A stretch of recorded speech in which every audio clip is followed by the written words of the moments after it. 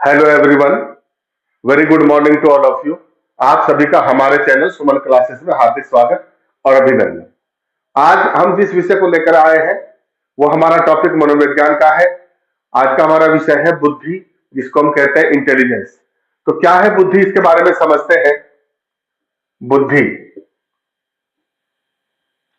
इसी को हम कहते हैं अंग्रेजी में इंटेलिजेंस।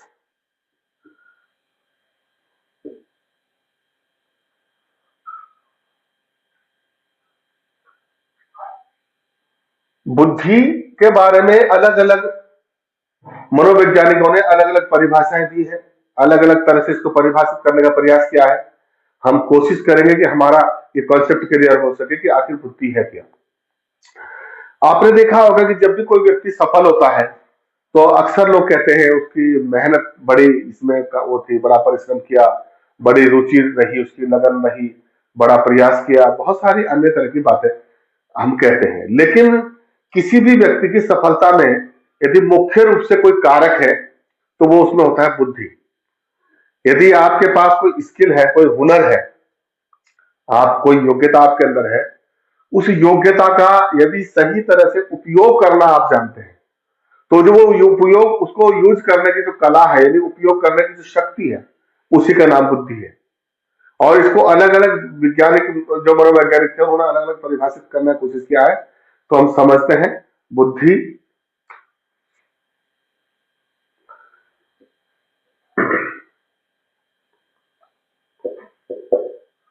बुद्धि की परिभाषा,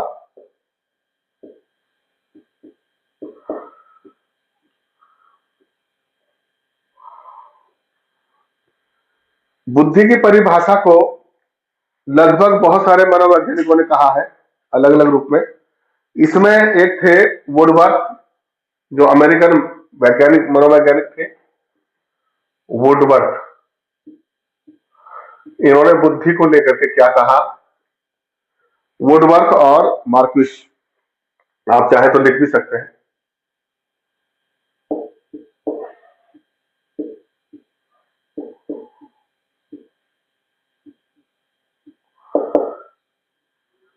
के अनुसार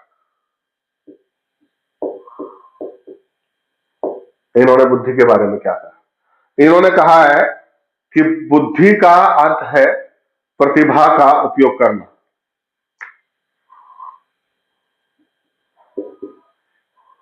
बुद्धि का अर्थ है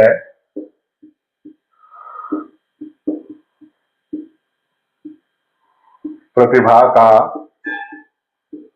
उपयोग करना। एक तो इन्होंने ये बात कही कि जो किसी भी व्यक्ति के अंदर कोई टैलेंट है, प्रतिभा है, कोई योग्यता है, उसको जो उपयोग करने की जो कला है, उसे हम कैसे यूज करें, कैसे उसका उपयोग में लाए, उसको उसको जो है उपयोग करने की जो कला है, जो शक्ति है हमारे अंदर, उसी को बुद्धि कहा है। बहुत सारे मनोवैज्ञानिकों ने इसे प्राचीन काल में जो है इसे विवेक कहते थे, विवेक के नाम से भी जानी जाती थी ये। लेकिन बाद में मनोवैज्ञानिकों ने इसे बुद्धि का नाम यानी इंटेलिजेंस का नाम दिया, और उन्होंने कहा है कि किसी स्थिति का सामना करने, आगे इन्होंने इसी में कहा है कि किसी स्थिति का सामना करने या किसी कार्य को करने के लिए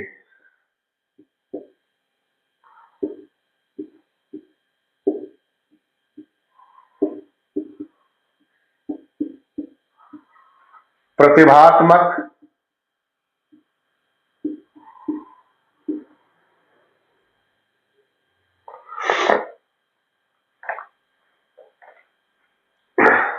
योग्यताओं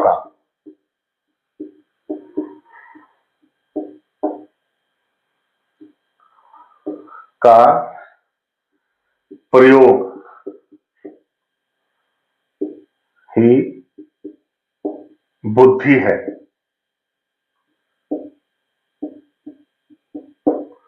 देखिए, ये बहुत महत्वपूर्ण बात है। इन्होंने जो दो तीन बातें यहाँ पर की, प्रतिभा शब्द लिया है इन्होंने। इन्होंने यहाँ पर भी यही कहा और यहाँ भी इन्होंने कहा है प्रतिभात्मक योग्यताओं को। ये थोड़ा पेन हमारा, सॉरी। इसमें अगर हम देखें, इन्होंने कहा है कि बुद्धि जो है, हम कई बार कहते हैं टैलेंटेड आदमी है, तो टैलेंट का मतलब, किसी प्रतिभा का मतलब बुद्धि से नहीं है। वो एक प्रकार का स्किल हो सकता है, चाहे वो भाषा कौशल है, चाहे भाषा स्किल है, या आप कोई टाइपिंग आप बहुत अच्छी कर लेते हैं, ये आपकी एक प्रतिभा है। आप हारमोनियम बहुत अच्छा बजा लेते हैं, तबला आप बहुत अच्छा बजा लेते हैं, ये आपकी प्रतिभा है, कला है। लेकिन इसका उपयोग सही तरह से कैसे किया जाए, ये इसको इसको जो है ये तय करेगी बुद्धि। बुद्धि ही उसका सही उपयोग करके आपको सफलता तक पहुंचाती है। किस प्रकार से आप उसका यूटिलाइज करते हैं, किस प्रकार अपने जीवन में उसको उपयोगी बनाते हैं, ये काम बुद्धि का है। तो ये अंतर बुद्धि में है, और यही बात इन्होंने कही है कि प्रतिभा का उपयोग करना ही बुद्धि है।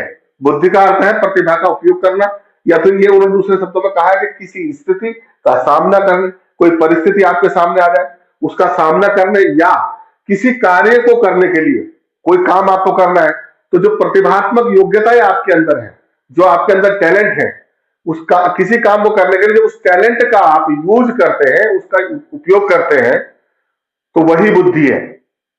कैसे उसका उपयोग किया जाए, ये कार्य बुद्धि का है। और जो ये कार्य करने की जो शक्ति है, जो क्षमता है हमारी, इसी को बुद्धि कहा गया है। तो ये तो थी परिभाषा वुडवर्थ और मार्क्स के अनुसार। आप इसको नोट करना चाहे तो कर ले, मैं आगे बढ़ता हूं दूसरी परिभाषा के ऊपर। स्क्रीनशॉट ले लीजिए आप। तो ये स्क्रीनशॉट आपने ले लिया होगा। अब हम इसके बाद आगे दूसरी एक परिभाषा है जिस पर हम चर्चा करेंगे।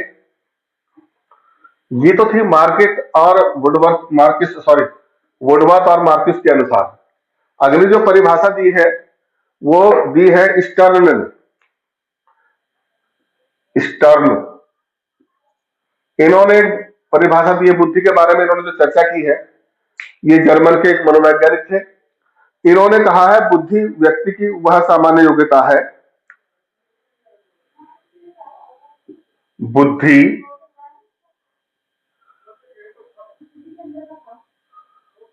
व्यक्ति की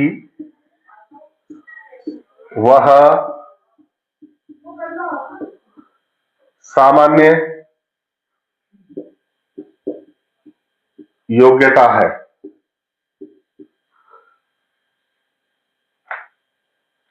जिसके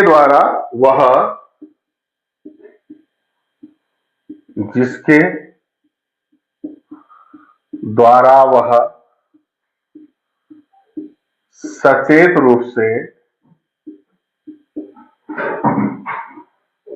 सचेत रूप से नवीन आवश्यकताओं के अनुसार नवीन आवश्यकताओं के अनुसार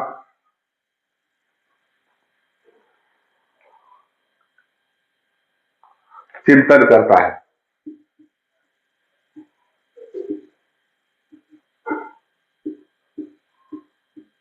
एक तो इन्होंने यह बात कही इसमें कि बुद्धि व्यक्ति की वह सामान्य योग्यता है जिसके द्वारा वह सचेत रूप से, यानी सजग रहकर, नवीन आवश्यकताओं के अनुसार, नई जरूरतें जो उसकी है और जो नई नई उसकी रिक्वायरमेंट्स है, उनके अनुसार थिंकिंग करता है, चिंतन करता है, मनन करता है और विचार करता है। दूसरी इन्होंने इसी में एक बात और जोड़ी, और जीवन की नई समस्याओं, इसी में एक बात और जोड़ी है, जीवन की नई समस्याओं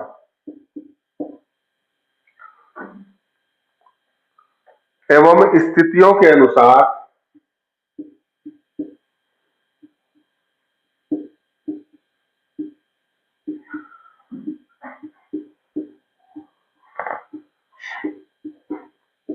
स्थितियों के अनुसार अपने आप को ढालने की अपने आप को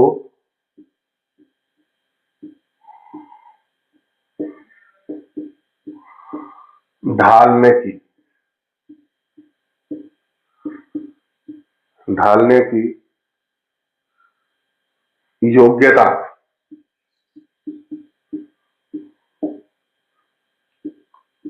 बुद्धि कहलाती है।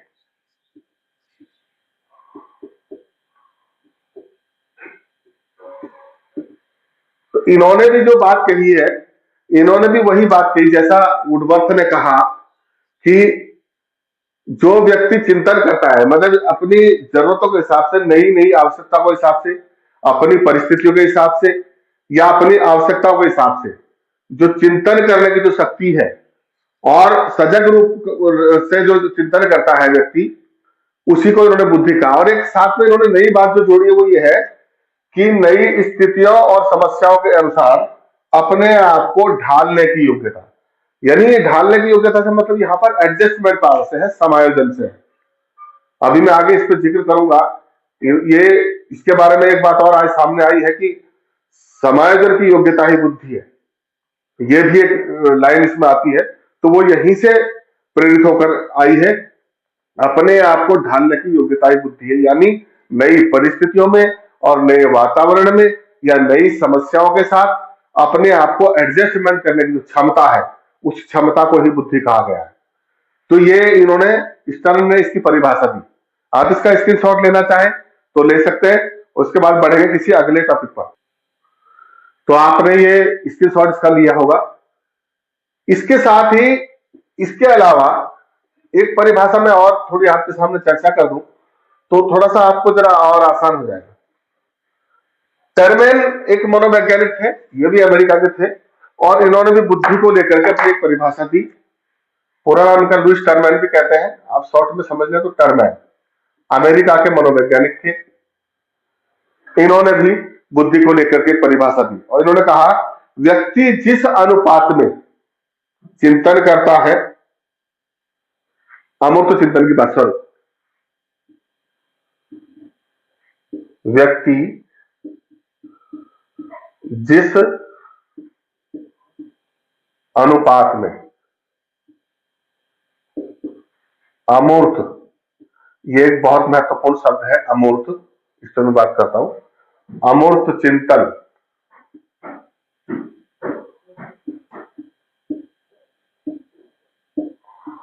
अमूर्त चिंतन करता है, ये कह रहा है कि व्यक्ति जिस अनुपात में अमूर्त चिंतन करता है उसी अनुपात में वह बुद्धिमान कहलाता है। उसी अनुपात में वह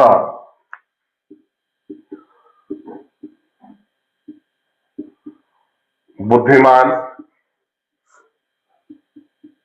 कहलाता है। यहां पर दो चीजें क्लियर करना जरूरी है। देखिए, इसमें एक आया है अमूर्त शब्द, ये और ये अनुपात। अमूर्त का मतलब होता है जो हमें दिखाई नहीं देता। अमूर्त, मूर्त और अमूर्त में एक अंतर है। ये जैसे हम पराविद्या और अपराविद्या की बात करते हैं या लौकिक और पारलौकिक की बात करते हैं, अप्रत्यक्ष और प्रत्यक्ष की बात करते हैं, तो इसमें मूर्त यानी जो सामने हमें दिखाई देता है उन चीजों के बारे में चिंतन करना, जैसे पेड़ के बारे में चिंतन करना या मिट्टी के बारे में चिंतन करना या पत्थर पर चर्चा करना।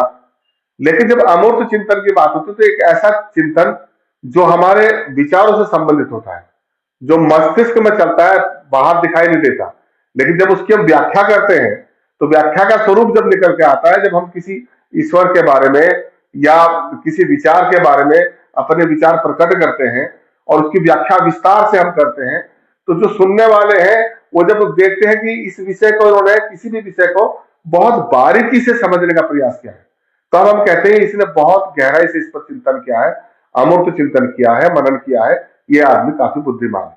तो यहां अमूर्त का मतलब चिंतन से है, मंथन से है, मन के अंदर किसी विषय को विश्लेषण करने से है, और जब उसका विश्लेषण करके हम उसकी व्याख्या बाहर करते हैं तब हमें पता चलता है कि इनके चिंतन का जो अनुपात है वो कितना है, किस मात्रा तक इन्होंने चिंतन किया है।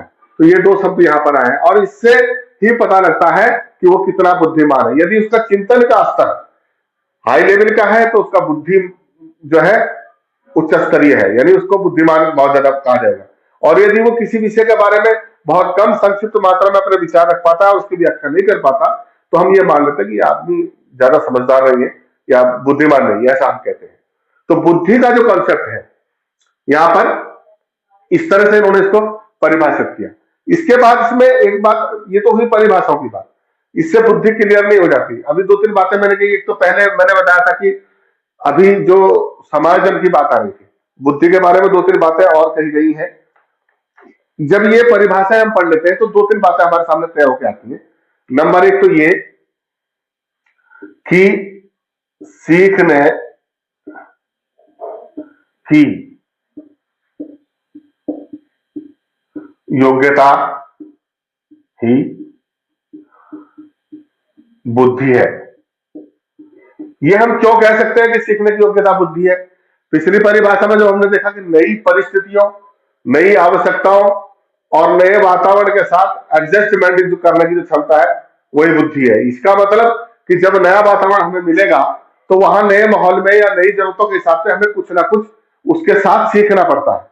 और जब हम वो चीजें सीख लेते हैं वातावरण के में जाके, माने हम नए समाज में जा रहे हैं और वहां के रीति रिवाज परंपराओं के बारे में हम नहीं जानते, तो जब हम उसको समझ लेंगे, पहले पहले उसको समझेंगे, फिर उसको ग्रहण करेंगे कि किस तरह से यहाँ के लोग एडजस्टमेंट कर रहे हैं, फिर हम उसी के अनुसार अपने आप को ढालने की कोशिश करते हैं। तो इसका मतलब हमने पहले वहां सीखा, फिर अपने आप को समायोजित किया, तो सीखने की योग्यता बुद्धि हो गई। एक तो ये महत्वपूर्ण बात इसमें निकल के आती है कि बुद्धि की जो परिभाषा इन्होंने दी, उन सारे परिभाषाओं का निष्कर्ष निकाले तो सीखने की योग्यता बुद्धि है। एक बात तो हम ये कह सकते हैं। और दूसरी बात हम ये कह सकते हैं कि अमूर्त चिंतन की योग्यता है। अमूर्त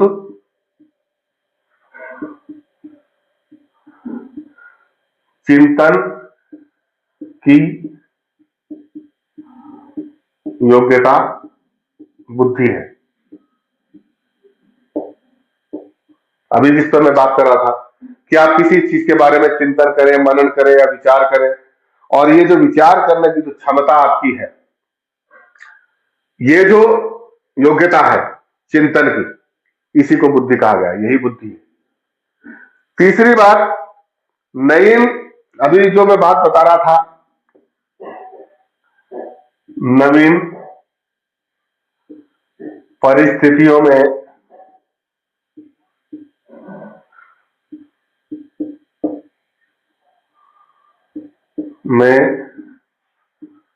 समायोजन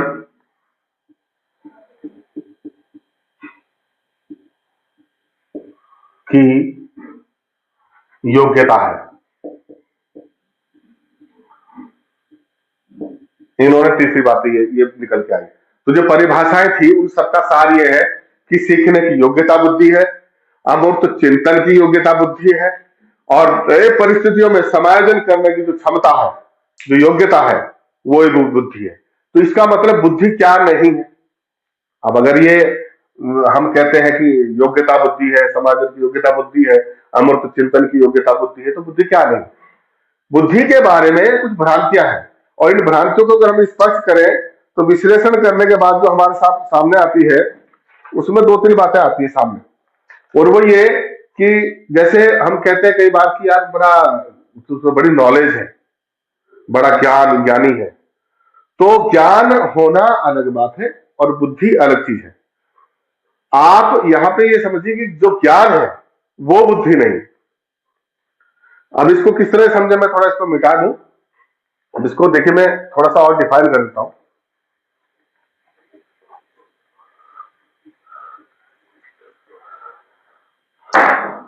ज्ञान, ये जो ज्ञान शब्द है, जब हम इसकी बात करते हैं तो क्या ज्ञान बुद्धि है? लेकिन ज्ञान बुद्धि नहीं है। बुद्धि समायोजन की योग्यता है, समाज नए परिस्थितियों में समायोजन की योग्यता बुद्धि है, अमूर्त चिंतन की योग्यता बुद्धि है, लेकिन बुद्धि ज्ञान नहीं है। यदि आपके पास ज्ञान है तो उसका अर्थ ये नहीं है कि आपके पास बुद्धि है, क्योंकि ज्ञान को प्राप्त करने का साधन ही बुद्धि है। ज्ञान प्राप्ति निर्भर करती है बुद्धि पर। बुद्धि आपके अंदर कितनी है किस मात्रा में है, उसी मात्रा से डिसाइड होगा कि आपके अंदर ज्ञान कितना आ सकता है, क्योंकि बुद्धि ही ज्ञान को ग्रहण करती है। तो ये इसके बारे में, ज्ञान बुद्धि नहीं है। अब इसको सीधे, ज्ञान बुद्धि नहीं है, बल्कि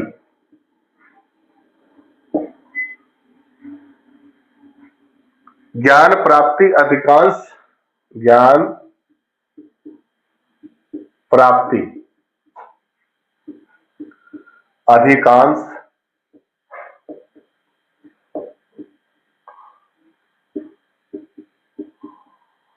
बुद्धि पर निर्भर करती है। एक तो ये कि जो ज्ञान है उसको हम बुद्धि नहीं कह सकते। दूसरा एक और आता है स्मृति, जिसको हम मेमोरी कहते हैं। मानो आपको कोई बहुत सारी चीज याद रह जाती है, उसको भी हम ये नहीं कह सकते कि वो बुद्धिमान है, क्योंकि जो मेमोरी है, स्तर है मेमोरी का। एक आदमी बहुत बुद्धिमान है, लेकिन उसका मेमोरी का स्तर जो है वो कमजोर हो सकता है, क्योंकि उसे चीजें याद नहीं रहती, वो भूल जाता है बार बार। तो ये स्मृति जो है, ये भी बुद्धि नहीं है। स्मृति को हम बुद्धि नहीं कह सकते। स्मृति बुद्धि नहीं हो सकती।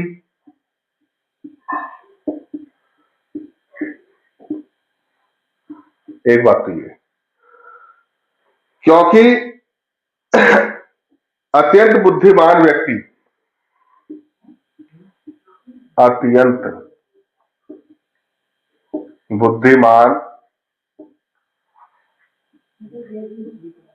व्यक्ति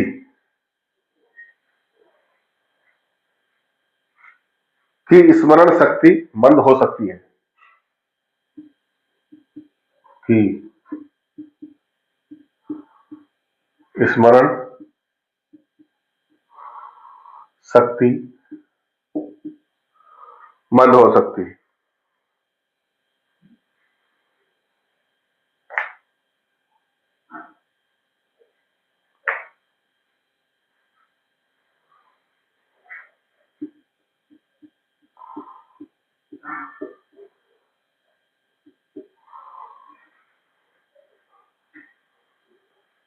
इसी के विपरीत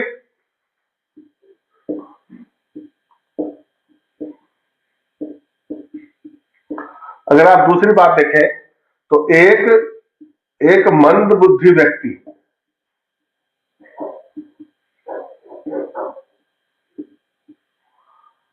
की स्मरण शक्ति तेज हो सकती है।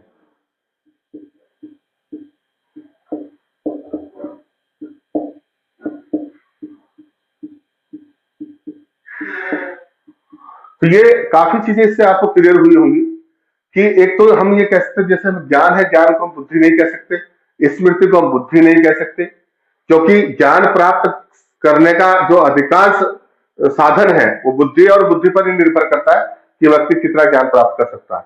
और स्मृति को हम इसलिए बुद्धि कह सकते हैं क्योंकि बुद्धि नहीं हो सकती स्मृति, क्योंकि अत्यंत बुद्धिमान व्यक्ति की स्मरण शक्ति मंद हो सकती है। और इसके विपरीत हम देखें तो एक मंद बुद्धि व्यक्ति, जिसको मंद बुद्धि कहते हैं, उसकी स्मरण शक्ति बहुत तेज भी हो सकती है। तो इसको हम बुद्धि नहीं कह सकते। और बुद्धि सामान्य व्यवहार में अगर एक बात और हम कहें तो इसको एक लाइन में और इस पर चर्चा करना चाहूं तो एक लाइन में आप लिखना चाहे तो लिख सकते हैं इसको। एक तीसरी बात जो मैं आपको बताऊं वो ये है कि बुद्धि असामान्य व्यवहार, पिछड़ेपन तथा अपराध,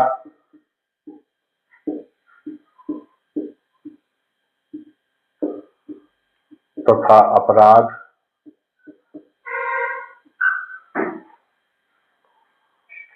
वृत्ति के विरुद्ध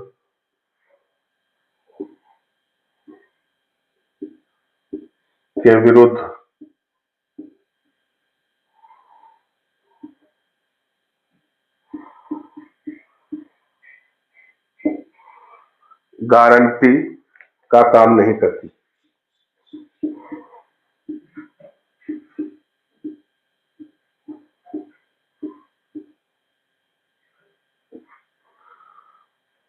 परंतु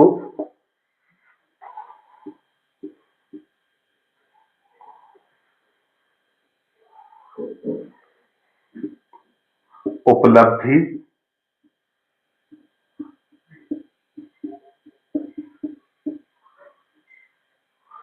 समायोजन, जिसको हम एडजस्टमेंट कहते हैं, तथा चरित्र निर्माण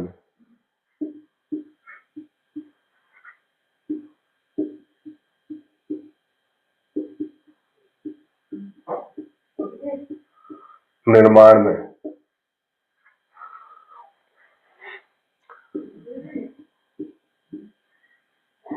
बुद्धि का हाथ होता है। देखिए, बहुत महत्वपूर्ण बात है। बुद्धि असामान्य व्यवहार, असामान्य व्यवहार का मतलब यहां पर से ऐसा व्यवहार जो मानवीय व्यवहार के अंतर्गत नहीं आता, यानी जो मानवीय व्यवहार में जिसे गलत व्यवहार समझा जाता है, असामान्य व्यवहार। पिछड़ापन तथा अपराध वृत्ति की अगर हम बात करें तो ये पिछड़ापन और अपराध वृत्ति का मतलब ऐसी वृत्ति, ऐसी आदत है जो मनुष्य के सामान्य व्यवहार से अलग है, हट करके है और मानवीय समाज में स्वीकार्य नहीं होते। ऐसी घटनाएं तथा ऐसे व्यवहार उनके विरुद्ध गारंटी का काम नहीं करती। बुद्धि इस बात की कोई गारंटी नहीं देती कि जो आदमी असामान्य व्यवहार करता हो या पिछड़ापन व्यवहार करता हो और इस तरह के अपराध करता हो जो मानवीय व्यवहार में स्वीकार नहीं है, उसकी कोई गारंटी नहीं देती। क्योंकि जो बुद्धिमान व्यक्ति होता है, जिसके पास बुद्धि होती है, वो इस प्रकार की घटनाएं नहीं करता। एक तो ये बात। परंतु दूसरी बात यह है कि उपलब्धि और समायोजन तथा चरित्र निर्माण में, उपलब्धि बोलते हैं अचीवमेंट, आपने कोई काम किया, आपने कोई डिग्री हासिल की, आपने कोई परिश्रम करके किसी कार्य में सफलता पाली, वो अचीवमेंट। और समायोजन एडजस्टमेंट, जिसको हमने कहा नई परिस्थितियों के साथ या नए वातावरण के साथ एडजस्टमेंट करना। या चरित्र निर्माण में आपका जो कैरेक्टर है उसको बनाने में, आपको व्यक्तित्व को बनाने में, आपकी पर्सनैलिटी डेवलप करने में, इसमें सब में बुद्धि का हाथ होता है।